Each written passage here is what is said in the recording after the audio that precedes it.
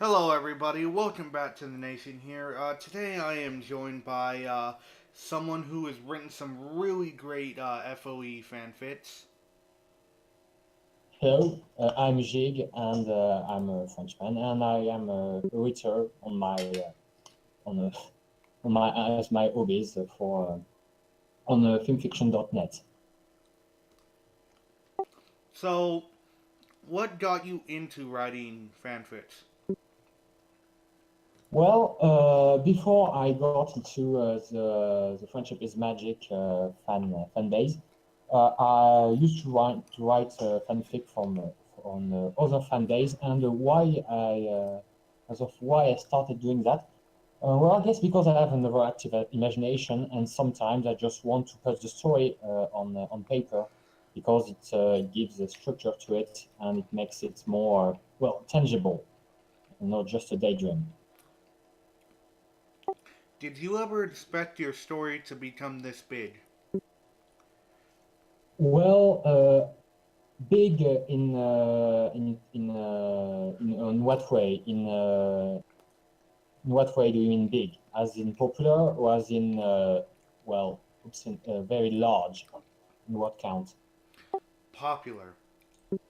Well, popular. I don't really see it as popular, honestly. A lot of people have read it as far as the statistics are concerned, but well, it's not that popular. And given that the fandom is pretty big, I think it's not surprising that a lot of fanfics like mine have been read by people. Did I expect to see something like 13,000 people read it? Well, no, not really.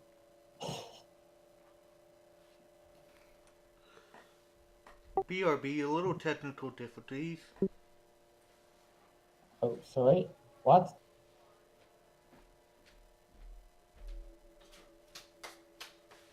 Hello?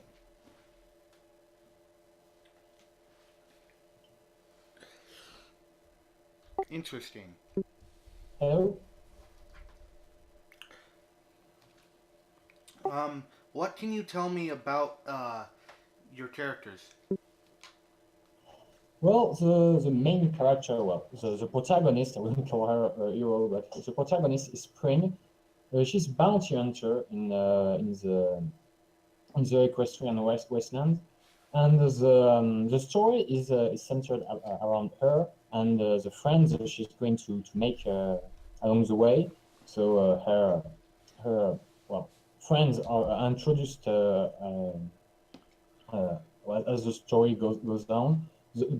The first character she's going to meet and become friend with is Sayos, with an AI. Then Meridian, um, Sunburn, Evie, and Crystal. And they are very interesting characters and very different kind of characters. And well, I don't want to go into details because because it would take forever. But there are different archetypes, very interesting characters that I wanted to introduce into the story because they add a lot of complexity, a lot of depth to the story and the way it unfolds. What inspired you to make this Fallout Equestria story? Well, I would say the original Fallout Equestria fanfic by Cat, which was amazing. I started reading it back in the early day of the fandom, and it was only a few chapters were out. And I don't know. I wanted to. I was already a fan of the Fallout world, and I had an idea of what would happen if a true neutral character, the kind of character most people play in the Fallout game.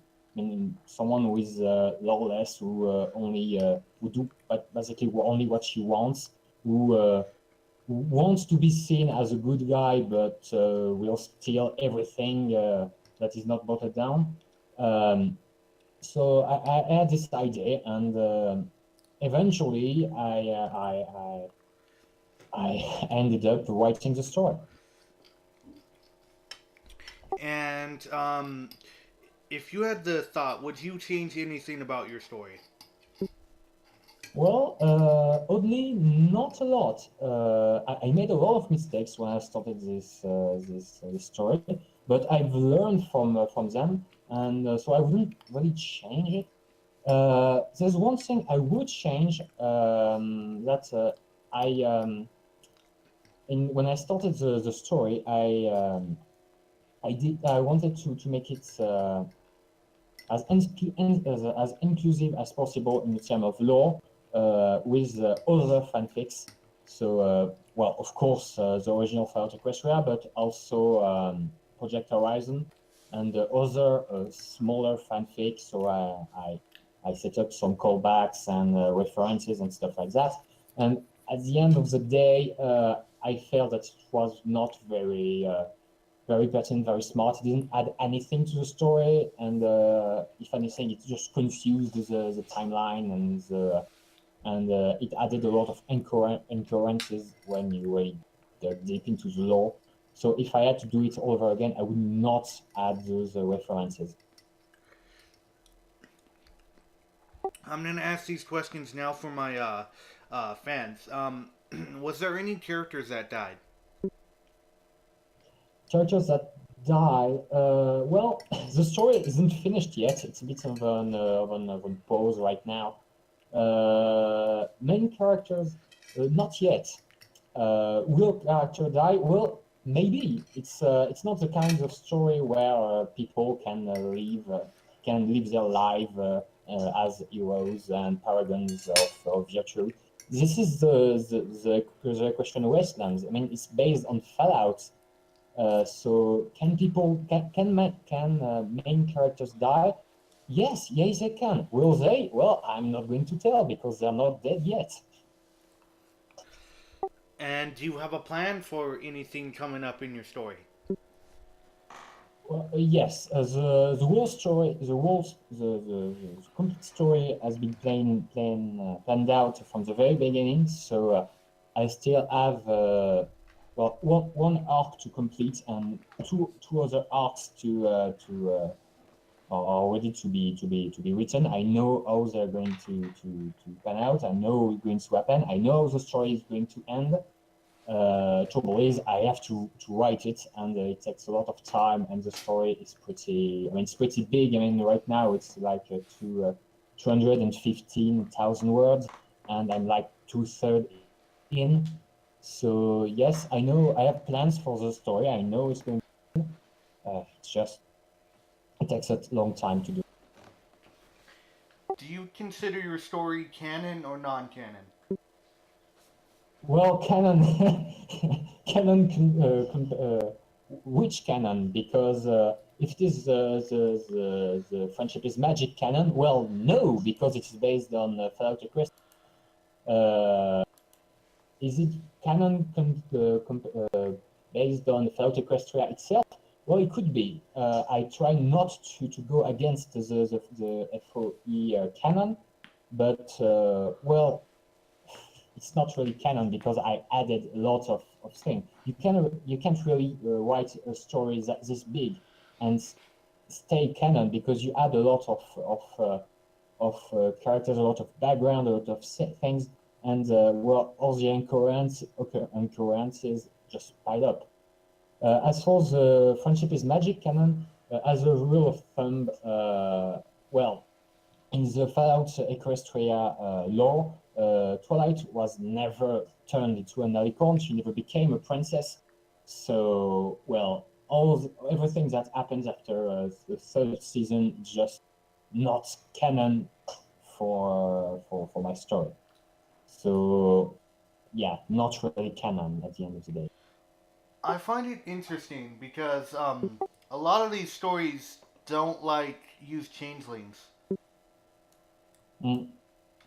Well, changelings are very interesting, very interesting addition to the Fallout Equestria lore, because it adds the question, begs the question, what would happen to a species which feeds on love and positive emotion in a place like the wastelands? What would happen to them? What would happen to them during a war, a world war, something, a ruthless war between nations? And it is very, very interesting. And furthermore, it's back when the changelings were introduced, I mean, their lore changed a lot over time. But back when they were introduced during the Cantor trading, they were very interesting because they were very, very dark and kind of gritty enemy. They were not just someone who were misunderstood or a prankster. No, they were actually a race of bad guys who fed on the protagonist, on the equestrians. And it was very interesting because while in Friendship Imagine you can't really explore the consequences of the main character being preyed upon, in Fallout Equestria, which is very, very dark, you can. And so you can think about what would happen if the changeling joined the war and decided to, I don't know, take equestrian hostages and use them as cattle. It is very interesting. And given how powerful in the lore changeling queens are, it's also very interesting because it would add it would kind of balance the alicorns in the equestrian side of the war. See, I don't know if you know this, but Fallout Equestria came out like days after the Canterlot attack. Well, I actually don't remember the exact timeline, but I started reading Fallout Equestria. I think the 10th chapter had just gotten out, something like that. And back then, it was not published on filmfiction.net. It was published on Google Docs and directly on Equestria Daily or something like that. I don't really recall. I don't think the changelings were out yet when Kat started the story, and I know that she planned out a lot of things before I even started. Even started writing. I know that the Crystal Empire is not in Fallout Equestria, or at least was not when she started, because she used it in a pen and paper RPG she did was with friends on the side, based on Fallout Equestria. So while Changelings might have come out when Fallout Equestria was still being written, the Crystal Empire was not. So it's kind of between. I mean, the timeline is a bit confused. A bit confused in my head. Well, it was years ago after all. Now, this leads me to wonder something. What is your story about? What is my story about? Well, it's a bit hard to sum up because it's so long. But yeah, the story follows the narrator and protagonist, Spring, as she goes about her business in the waste, stumble the Bertha, and decides to essentially put it back into order, find their place in the wastelands. I'm sorry, can you repeat that? The story follows Spring, as the narrator, Spring, as she go about her business in the wastelands and stumble upon a pre-war facility and decide to use it to find a place in the wastelands, essentially. Finds a what? Her place. You said she found something. Yeah, she found a pre-war facility. Oh, pre-war facility. Yeah, sorry about my accent. Us Frenchmen are not known for being very good at speaking English. I'm sorry. Well, you're better than the Mexican. That came out wrong. No hate on Mimizinda. Sorry, guys. By the way, Mimizinho is the author who made Pink Eyes. Oh yeah, I knew he was not an English native. I mean, it really helped me decide to go along and follow this idea of writing a story in English because, well, it was a first for me, and yeah, it worked. It turned out pretty well. So, what's interesting too is that you were not the first native English speaker in the Brony fandom. Well, no. Back when I joined the fandom, I may have been one of the, well, not maybe not one of the first, but I joined the fandom in late 2010, early 2011, back on 4chan. So actually, I may have been one of the first Frenchmen to join the fandom. But as far as being the first to write fan fictions, well, I don't think so, honestly. Uh, yeah, you can call me a veteran actually on that on that particular point. Yeah, I believe that you were the first. You're the first actually, and last probably Frenchman that joined the Brony fandom. But native speaker, no, because there's some Germans, there's some Mexicans. Yeah, I meant Frenchman. I don't really know other countries. Well, I know in the US, in the UK, in France too, because I met some French bronies. But in other countries, I'm not sure because well, I kind of lurk around the English fandom, so everybody speaks English, and you don't really realize if people are or are not English natives. I mean, you spoke about Pink Eyes earlier. I didn't realize until I finished reading the story that, well, it wasn't written by an English native. What stories have you read that are Fallout Whisper based? I've read a lot. I can't honestly remember all of them. Well, Fallout Equestria, of course, Pink Eyes.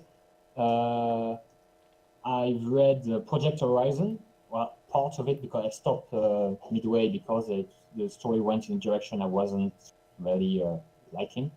Uh, I read other stories, other lesser known stories. One was named Merchant of Hope, I think. Can't really recall. One about Pinkie Pie, a clone of Pinkie Pie wreaking havoc in the wasteland, and another one by the same author, which was about another bounty hunter in the wasteland. But I'm sorry, I can't recall the name. I've read so many stories over the years. Um, what um, what opinions can you tell me about Project Horizons? Well, Project Horizon, I feel that the story is interesting. It's well written. The protagonists are interesting, but the thing I didn't like was that it took too many liberties with the Fallout Equestria lore. The ministries they added and all the stuff Somber added. I felt that it was well, it was very it really divided a lot from the Fallout Equestria canon, and it made it a lot. I don't know. I just stopped liking it after a while. I don't really know why. Just meh. How far did you get into the story? Honestly, I can't recall. It was years ago. Uh, sorry, I can't really recall. Maybe I can just look it up and see. Uh, hold on. Yeah, I don't know. It wasn't my. Yeah, it wasn't on. I didn't read it on film fiction back then, so my progress was not tracked. so I don't know where I stopped. I stopped. Well, I read a lot of Project Horizon, but then again, the story is like several millions words long, so a lot doesn't mean a lot in that particular context. Um, is there anything that you can tell me so far about that character in Project Horizons? Maybe I can help you out. I don't really recall. I recall the arc. I think it was chapter 35, something like that. The the part where security gets her cybernetic legs and then get to Tenpony and then goes on to her adventure. So I may have stopped like, something like 10 or 20 chapters after that point. But yeah, as a story just stopped being appealing to me. I just moved on to other stories because, well, there are a lot of stories on filmfiction.net, and I don't just read the Fallout Equestria spin-offs. So yeah, I just stopped and read something else. Well, you missed out on quite a bunch actually. Yeah, so I've been told, but I just never went back to it. There's a lot of stories I stopped reading after for a reason or another. I never went back. I Just can tell you major spoilers. well, you may. Have you heard the spoilers already? Probably yes, but you can go ahead and spoil me if you want to. But you may not want to spoil your audience though. I mean, it's been like 7 years. It does. That it does. Um, Blackjack dies, Glory dies, P21 dies, Rampage dies, Lacunai kind of dies. Everybody dies. Not Scotch Tape. Well, almost everybody dies. Well, it's not exactly honestly, it's not exactly a surprise because well, the way the story was headed, well, I couldn't see the characters getting an happy ending. Well, well, except for one page where dying is actually kind of happy ending, but yeah, I'm not exactly surprised. She supposedly died, is what they said. Well, I'll take your word on that. All I know is that she didn't get into the rocket shuttle and she stayed on the moon, like, decaying.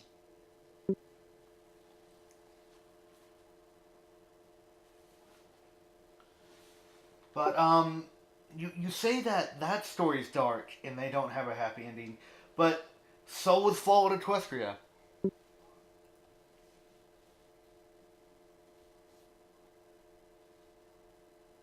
Hello?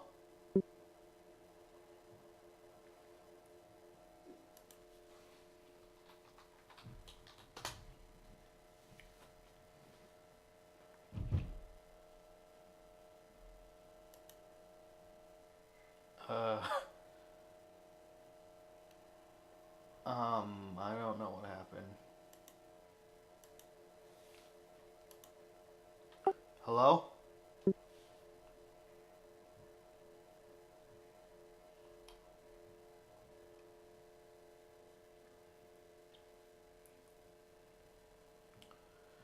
Uh, this is awkward.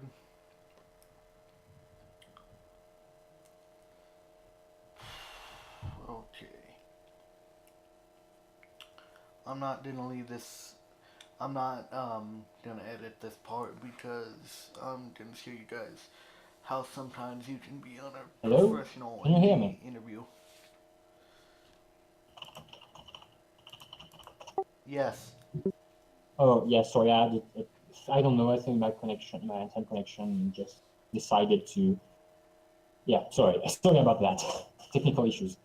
Yeah. Well, I'm not gonna edit this part out because I'm gonna show my fans how interviews can become unprofessional. So But I'm sorry, what were we saying? so I told you that Rampage died on the moon, and you said that this story doesn't. You saw this story not having a happy ending, but then why did you like Fallout Equestria? It also didn't have a happy ending. Well, I I don't read stories for the happy ending. I mean, just because I kind of guessed it wasn't going to have an happy ending didn't mean I didn't like the story. It's completely uncorrelated. I like when stories don't have an happy ending. It's just that endings on whether they're happy or not shouldn't be used for the sake of having a happy or bad or sad or whatever ending.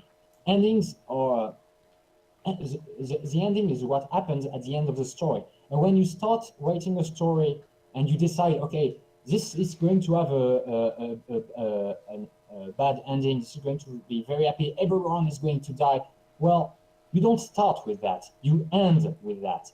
And for example, in my story, if a character dies, well, it's because the plot led to that. It's not because I wanted him to die because it's karma or whatever, or because it's a gut punch for the readers. It just so happens that this character dies. You see what I mean? Yeah, and this reminds me of another thing too. And this is not Fallout Equestria based.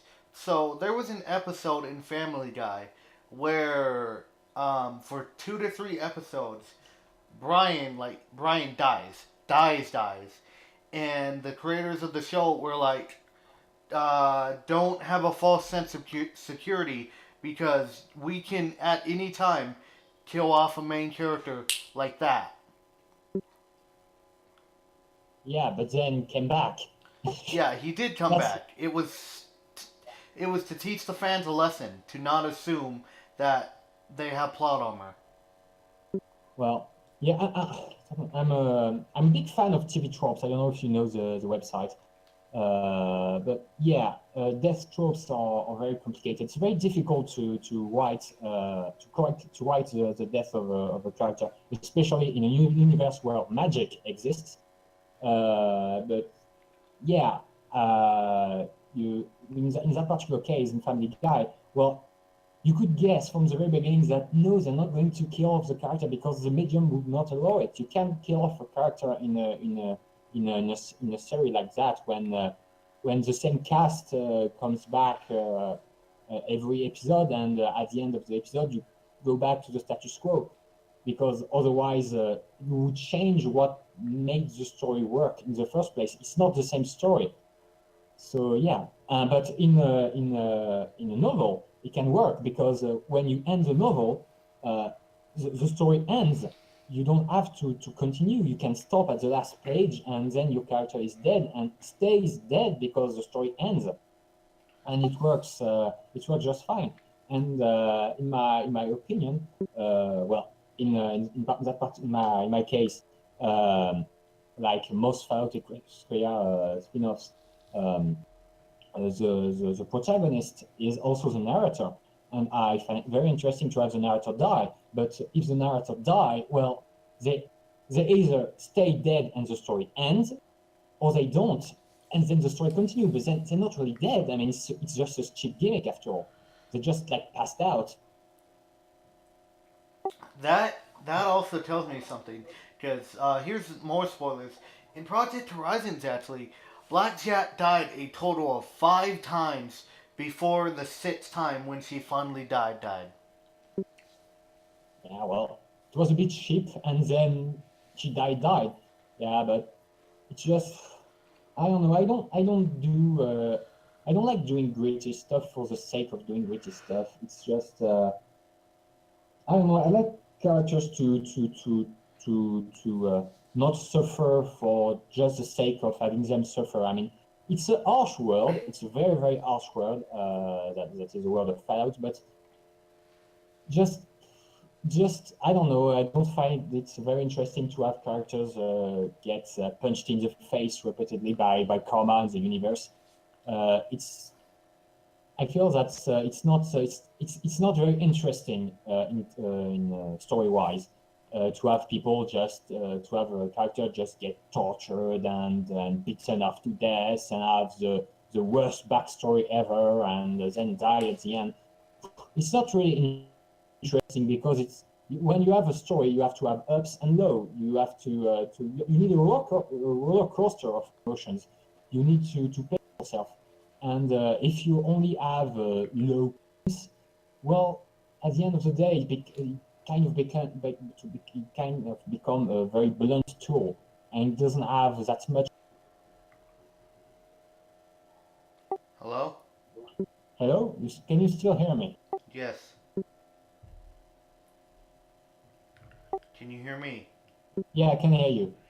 Okay, well, that's good and all, but um, there were people that are on Sombra's side, but there's other people who hate his story because it started out all silly and then it like grew into this really big edgy action mess. Yeah, the Cerberus syndrome. Yeah, it might actually be why I stopped. I don't really recall, but well, at the end of the day, I don't think that people should be for or against a story because Stomber wrote a story. I don't think she give. I don't think they ever gave a damn about what people thought about it. And just like me, and just like a lot of people, they write stories because they want to write a story. So yeah, just let people write whatever stories they want. Let it be good stories, bad stories, Fallout Equestria stories, very happy stories, or God forbid stories like cupcakes and stuff like that. I mean, if you don't like the story, you don't have to read it. See, this is another thing. People just spread all this hate on my YouTube channel, and I don't care because I'm doing this, yes, for myself, but I'm also giving videos to my positive fans. Hmm? Yeah, I think that's honestly, well, this is the internet first, and two, this is based on this is part of the Brony fandom. So yeah, eight. Honestly, we've seen it all. Honestly, it's just go ahead, all eight, all that you want. We don't give a damn anymore. I mean, I became a Brony back on 4chan, the 4chan B on the random. So honestly, I'm my own class. I don't care. People like my stories. People don't like my stories. Yeah, whatever. Another thing, uh, is there anything you can tell me about any of the other stories that you have read? I'm sorry. Other what? Other stories that you have read? Other stories. You mean in Fallout Equestria stories or just stories in general? Fallout Equestria spin-offs. Uh, honestly, I don't. I've read a lot. I've not finished a lot because there are lots that are just unfinished, like mine, or just after a couple chapters, I just get meh. Uh, there's not a lot to say honestly. Huh? I think the best by far is the original Fallout Equestria story, and the second best is Pink Eyes, which is amazing. And then there are stories like Project Horizon where you can like it or you can not like it, and it's an acquired taste, I suppose. And then there are a lot of smaller stories, uh, but yeah, no, I don't have any particular comment on that topic. Okay, I only have about three questions left. So I was when I interviewed Mimi Xenon, I asked them about how their story was canon or non-canon. They were all like, "To me, it feels it could be canon, but if K-Cat and he said an insult to he I believe he said an insult. I thought I heard, but he also said that if he thinks it is not canon, then it just can be a fable, like a story that you could read to your little foal in the Fallout Equestria wasteland. Yeah, well, at first, I don't think that. it's very important to think about being canon or not, because well, we are writing fanfics. They're never going to be canon to the original material. It's never Fallout Equestria itself is never going to be canon in the Friendship is Magic universe, nor the Fallout universe. And spin-offs of Fallout Equestria are never going to be canon to Fallout Equestria. I mean, it makes sense to me. So canon for me, it's about how much you want to adhere as a writer to the original material, and that's about it. And whether the original creator decides it's canon or not, well, it doesn't really matter because well, it's not. It's a fanfic. It's you can argue it's whether it's canon or not. At the end of the day, it's just a fanfic, and it's never going to be more than a fanfic. Actually, Little Pip's fans hardcovered her book and published it. True, but it's still a fanfic. Fallout Equestria was published as fan books, but it's still a fanfic, and you can well you can sell it. The sale of such items is tolerated, but technically it's illegal because they don't own the IPs they are writing with. I mean, when you write a fanfic, you write a fanfic about an IP, and you never pay for this IP. I never paid Hasbro to get the Friendship is Magic IP, and they would never accept it. Cat never paid. They never paid. No one never paid Bethesda for all the mods and the fanfics and whatever content that was created.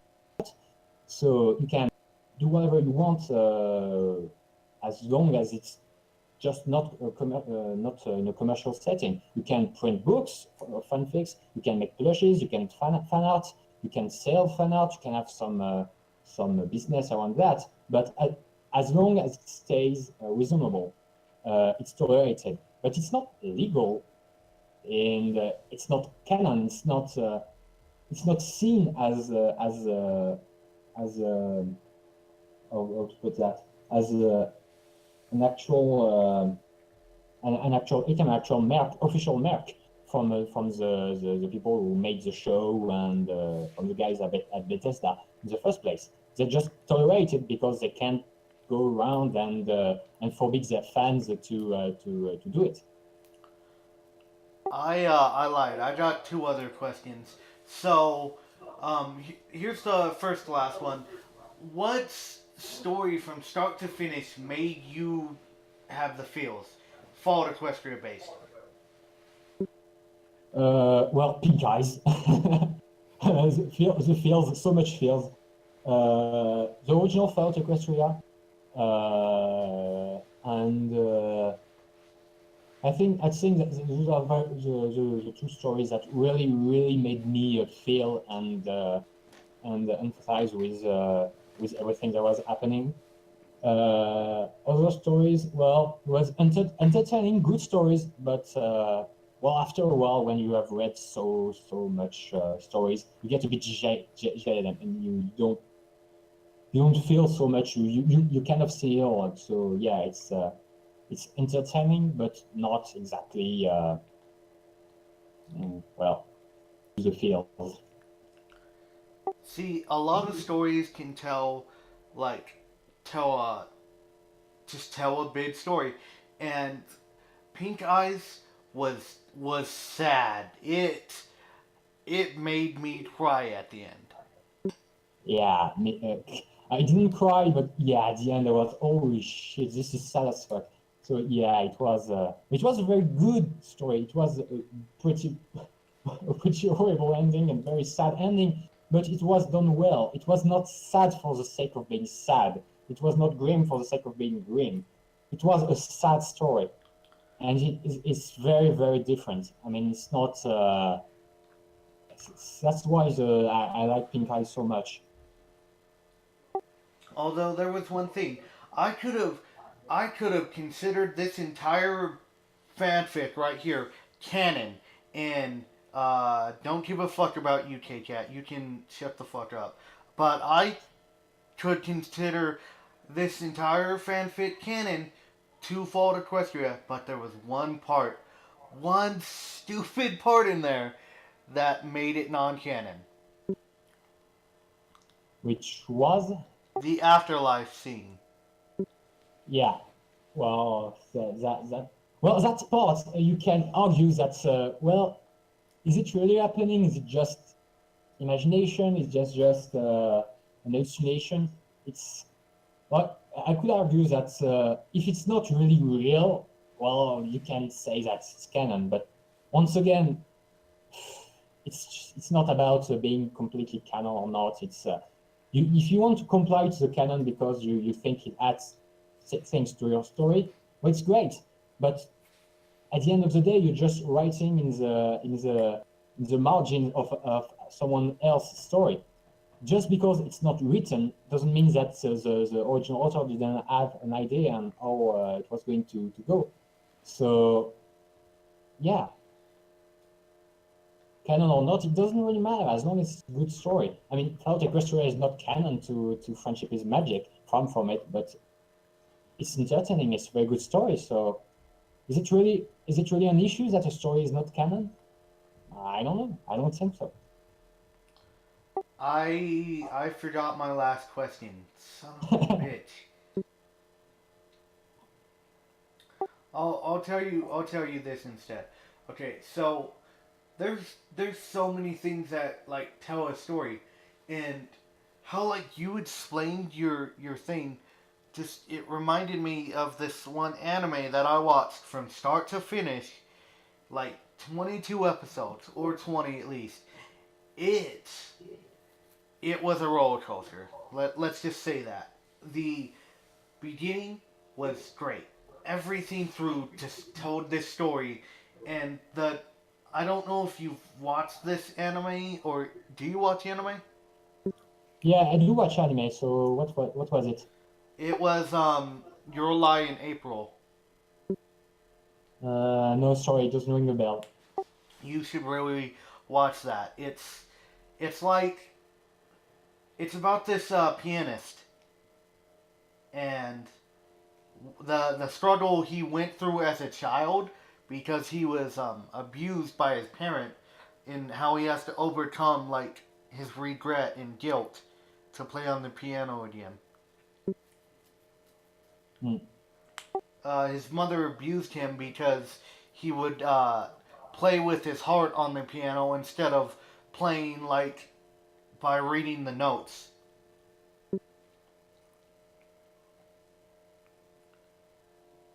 But it's a really good story.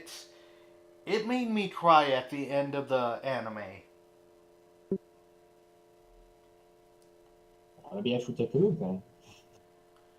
It's really good. It was I still consider it one of the best anime stories that I have ever watched.